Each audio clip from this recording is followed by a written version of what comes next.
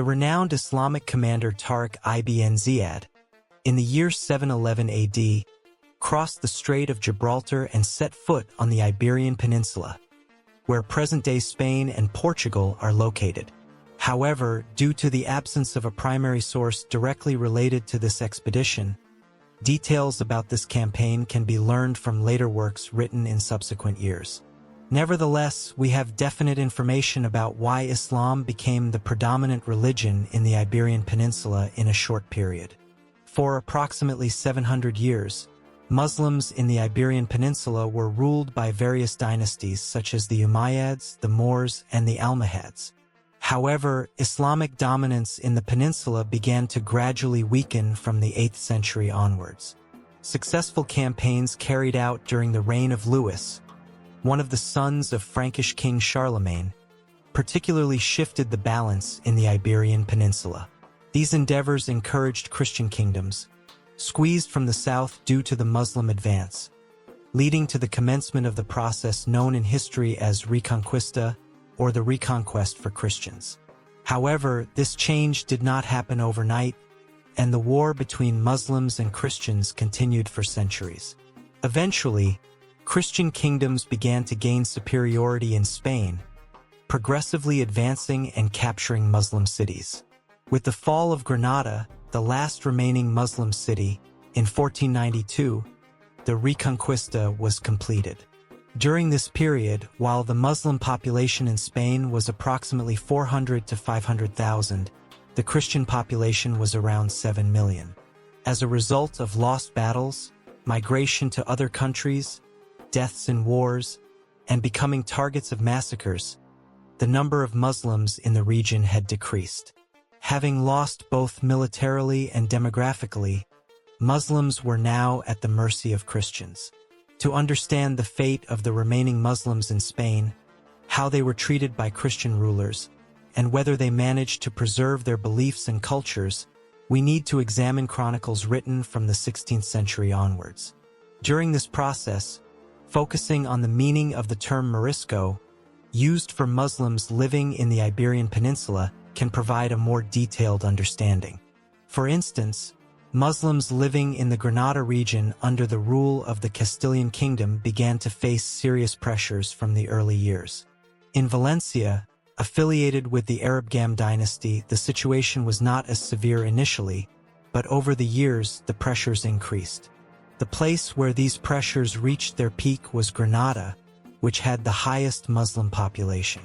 Granada Archbishop Hernando de Talavera had invited Muslims living in the region to convert to Christianity, but this initiative ended in failure. Muslims were not willing to abandon their faith and demanded the fulfillment of the freedoms promised to them. Cardinal Cisneros, an ardent advocate of Christianity and the Inquisition, decided to intervene with a harsher approach.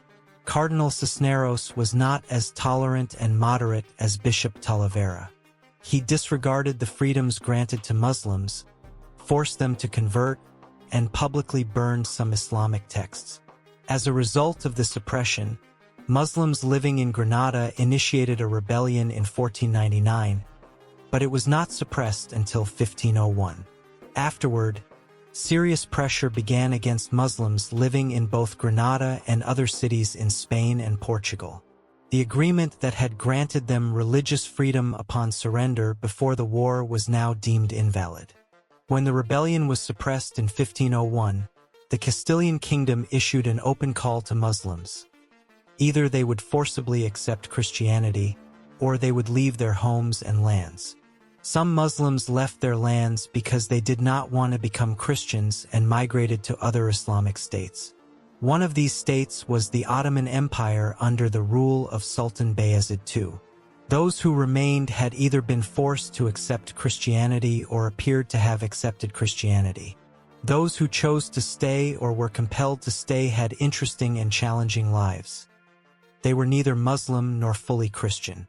They were called Moriscos by the Westerners. In the early years, the situation was not as dire, both in Granada and other cities.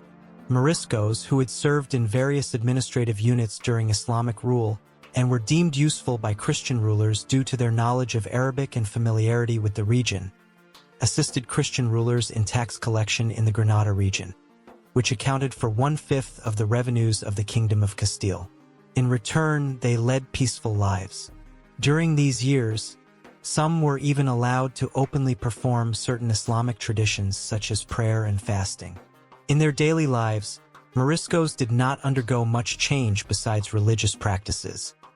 They wore the same clothes, ate the same food, and continued to speak and write in Arabic. The general situation was initially similar in Valencia, which hosted the second largest Muslim population after Granada. During this period, Valencia was ruled by the Aragon dynasty, which, although politically affiliated with the Kingdom of Castile, was legally independent. This meant that the compulsory conversion rules applied in the Granada region of the Kingdom of Castile were not initially applicable here. Muslims in this region openly continued to practice the Islamic faith. Moriscos and Muslims, having lived in this region for centuries, knew the area well and were skilled in agriculture according to the local conditions. Additionally, Morisco and Muslim workers were willing to work for lower wages than others. This made them preferable for Christian lords, and many lords in the Kingdom of Valencia allowed Muslims to continue living according to their cultures and beliefs. However, this positive situation began to change with increased intervention by radical Christian groups and the papacy. From the 1520s onwards, the pressure on Moriscos already existing increased further. In regions where a certain number of Muslims and Moriscos lived, such as Granada and Valencia, Inquisition courts were established. These courts conducted investigations on behalf of the Catholic Church, determining who was genuinely Christian.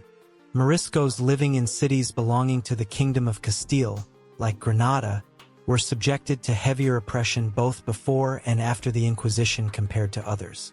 Preserving their religious and cultural identities was more challenging for them than for their brothers living in other regions of Spain. To resolve this identity crisis, various fatwas were issued by Islamic scholars during this period. Two of them, in particular, were noteworthy. After Christians forced some Muslims in certain regions to convert to another religion, a scholar from the Algerian Islamic community declared that it was obligatory for all Muslims in Spain to emigrate. According to him, except for those in extreme despair, all Muslims should leave their homes and continue to adhere to their faith. The second fatwa was issued by another Algerian Islamic scholar, Abdullah Elma Arabi. According to this fatwa, Muslims, if compelled and if they believed that such actions were forbidden, could engage in behaviors such as drinking alcohol, eating pork, and praying in front of icons in churches. While not ideal, these actions could be done under compulsion. Elma Arabi's fatwa was more widely accepted among Moriscos, and many who had outwardly abandoned Islam continued to secretly adhere to the Islamic faith. However, this was predictable for Christians. Therefore, Moriscos who shared the same environment with Christians had to be very cautious. When they wanted to pray in congregation, they would go to each other's homes in small groups. It was not possible for them to perform the Friday prayer. They would secretly perform the funeral prayers of deceased relatives and friends at night. Fasting during Ramadan was relatively easier than performing prayers. However, in the following years, some Christians, after offering meals to Moriscos they encountered on the streets during Ramadan, would report those who refused the offer to the Inquisition courts. The confiscation and burning of religious books by the Inquisition courts led to a deprivation of fundamental Islamic knowledge for the younger generation. Particularly after the second half of the 16th century, a significant problem arose with the death of Moriscos who had lived during the Islamic period. The number of those knowledgeable about religion rapidly decreased, and there was no source for the newcomers to acquire this knowledge. Cultures were rapidly eroding, and newborns were raised not with Islamic traditions but with Christian traditions.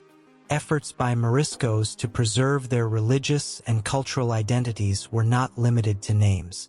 It was mandatory for children to be baptized in the church. After the baptism and Christian naming ceremony, the child would be brought home and washed. Then, according to Islamic practices, the call to prayer would be recited in their ears, and a Muslim name would be whispered. Moriscos, albeit secretly, tried to maintain their cultures and religious practices in some way. However, Christian lords and church officials, who believed that stricter measures were needed for Moriscos not to lose their Muslim identities, noticed these efforts. Speaking Arabic was prohibited in some cities in Spain. This led to the gradual forgetting of Arabic. Interestingly, the Arabic alphabet itself was not banned. Only speaking Arabic was prohibited. Moriscos continued their communication among themselves using the Arabic alphabet but writing in Spanish. This linguistic mixture was called aljamiado. Moriscos, who were beginning to forget Arabic, could still, albeit with difficulty, ensure the spread of religious knowledge among mostly Spanish-speaking young generations. As pressure on Moriscos increased, the scope and number of prohibitions also began to grow. Clothing restrictions were imposed on Moriscos in some cities in Spain. Especially, women were absolutely not allowed to cover themselves according to Islamic rules. Not only those trying to remain secretly Muslim, but also Christian nobles attempting to treat them tolerantly suffered from these oppressions. For example, Admiral Sancho de Carbona of Aragon was sentenced to lifelong imprisonment for allowing Muslims to build a mosque and pray on his land. The expulsion process that continued from 1609 to 1614, under the decision of exile, forced hundreds of thousands of Moriscos out of their homes. A significant portion of this exile settled in Morocco, Algeria, and Tunisia, while others went to Ottoman cities. Ottoman Sultan Ahmed I, King James of England, Queen Regent Maria of France, and rulers of Algiers and Tunis sent letters requesting good treatment for the Moriscos coming to their countries and their safe passage to Ottoman territories if needed. Moriscos were settled in the Ottoman Empire, exempted from taxes, and those skilled in maritime were employed in the navy. Moriscos proved themselves in North Africa in agriculture, trade, crafts, arts, science, and literature. Through the application of new irrigation techniques and the cultivation of certain types of products, they transformed the lands they settled into fertile agricultural areas. The establishment of numerous foundations by Moriscos after the exile provides information about their economic levels. Moriscos made significant contributions to the societies they lived in with their unique music, traditions, philosophical knowledge, and distinctive architectural styles.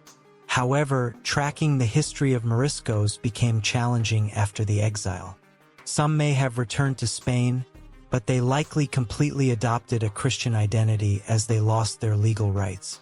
Nevertheless, the discovery of Arabic-written religious books in some homes during this period indicates the existence of small Morisco groups secretly living as Muslims in Spain. Moriscos, with the pressures they faced and the cultural and economic contributions they made to the regions they migrated to, have earned an important place in Islamic history.